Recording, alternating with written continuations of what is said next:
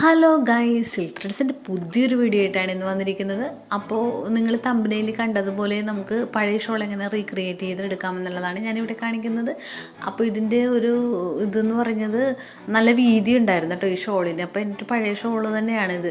അപ്പോൾ ഇതിൻ്റെ സൈഡിൽ നമുക്ക് ലേസ് വർക്കായിരുന്നു. അപ്പോൾ ഞാനതങ്ങ് കട്ട് ചെയ്ത് കളഞ്ഞിട്ട് നമ്മൾ ഫ്ലവർ ഡിസൈൻ കൊടുക്കണേ കേട്ടോ. അപ്പോൾ ഇതെല്ലാവരും ഒന്ന് കണ്ടു നോക്കട്ടോ.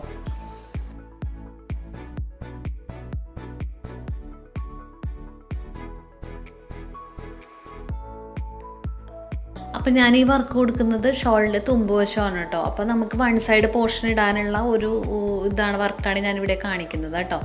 എന്നിട്ട് സൈഡ് വശം നമ്മൾ സ്കാലപ്പ് ചെയ്ത് കൊടുക്കണേ. അപ്പോൾ ഇത് നമുക്ക് ചെയ്യാൻ വേണ്ടിയിട്ട് നമ്മൾ കാർബൺ പേപ്പറും ഓയിൽ പേപ്പറൊക്കെ യൂസ് ചെയ്തിട്ടാണ് നമ്മൾ സ്കെച്ച് ചെയ്യുന്നതെന്നുള്ളത് ഞാൻ കഴിഞ്ഞ ക്ലാസ്സിൽ പറഞ്ഞു തന്നതാണ്. അപ്പോൾ അതുപോലെ തന്നെയാണ് നമ്മൾ ഈ കാര്യങ്ങൾ ചെയ്തു പോകുന്നത് കേട്ടോ. അപ്പോൾ ഇതെല്ലാവരും ഒന്ന് കണ്ടു നോക്കുക എങ്ങനെയൊക്കെയാണ് ഞാൻ ചെയ്തിരിക്കുന്നതെന്നുള്ളത് കേട്ടോ.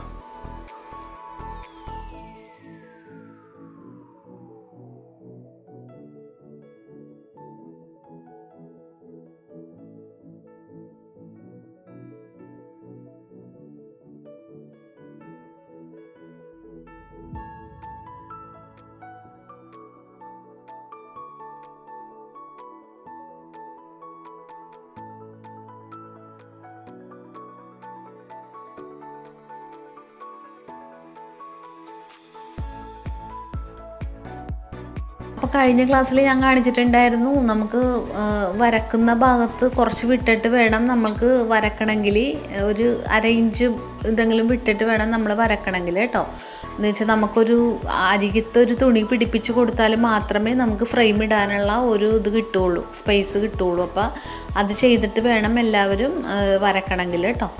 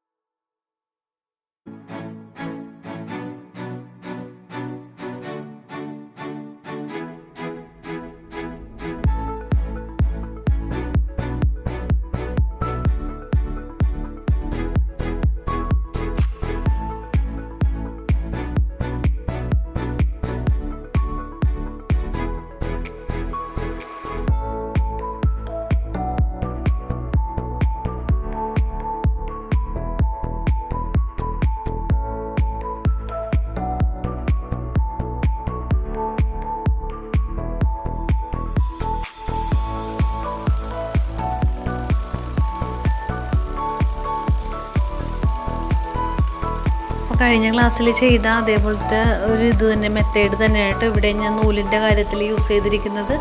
അപ്പോൾ അതുപോലെ തന്നെയാണ്. അപ്പോൾ ഇത് നിങ്ങൾ കണ്ടു നോക്കും. അവിടെ ഞാൻ ഒരെണ്ണം ചെയ്ത് വെച്ചിരിക്കുന്നത് ഡാർക്ക് ഇട്ടിട്ട് ലൈറ്റ് ഇട്ട് കൊടുക്കണേണ്.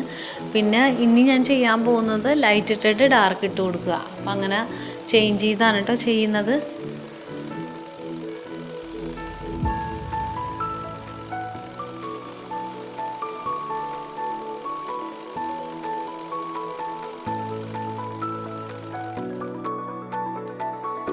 അപ്പോൾ ആദ്യം റണ്ണിങ് ഇട്ടിട്ട് ഔട്ട്ലൈൻ കൊടുത്തിട്ട് വേണം നമ്മൾ ഫില്ല് ചെയ്യാൻ നിൽക്കണമെങ്കിൽ കേട്ടോ. എന്നിട്ട് ഫില്ല് ചെയ്ത് കഴിഞ്ഞാൽ ഒരു ഭംഗി ഉണ്ടാവും.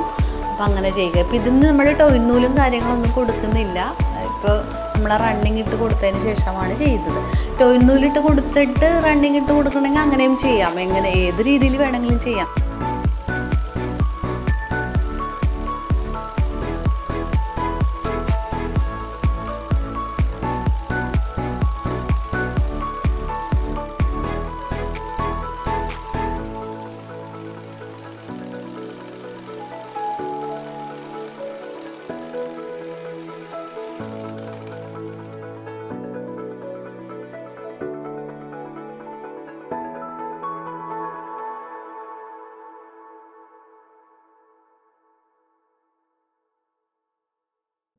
അപ്പോൾ ഇനി നമ്മൾ അതിൻ്റെ ഉള്ളിൽ ഫില്ല് ചെയ്യണതും അതുപോലെ തന്നെ ഫില്ല് ചെയ്ത് കൊടുക്കുക കേട്ടോ.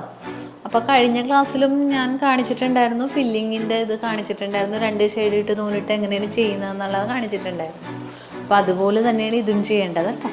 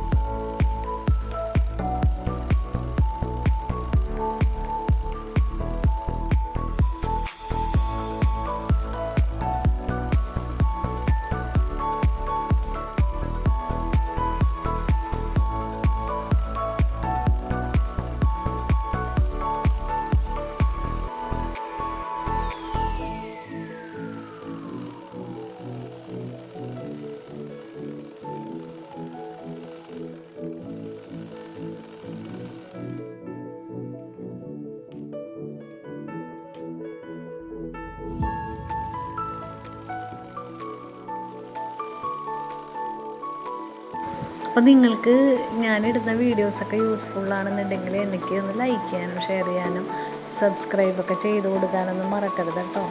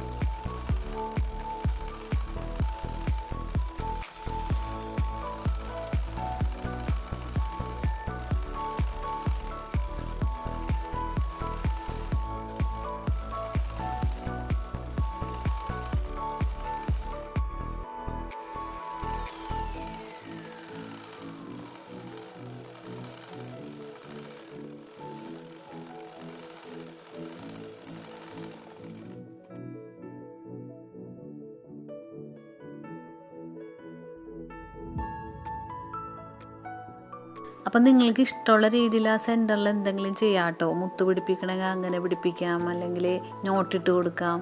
അപ്പോൾ ഞാനിപ്പോൾ ഇവിടെ ചെറിയാണ് സെൻറ്ററിൽ ഇങ്ങനെ റൗണ്ട് ചെയ്ത് റണ്ണിങ് പോലെ തന്നെ ഇട്ട് കൊടുത്തേക്കണേ കേട്ടോ.